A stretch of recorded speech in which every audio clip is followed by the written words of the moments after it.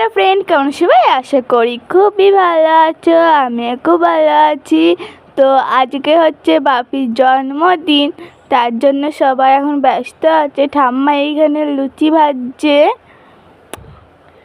তো এইখানে পায়েস হয়ে গেছে। তো একটু পরে তোমাদের সাথে দেখা হচ্ছে, চলো। তো এখন সব জোগাড় হয়ে গেছে, এবার বাপি বসে গেছে।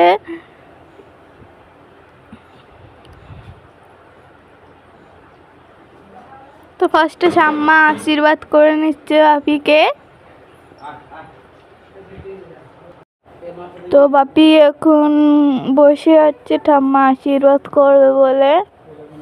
ঠাম্মা এখন বাপিকে আশীর্বাদ করছে।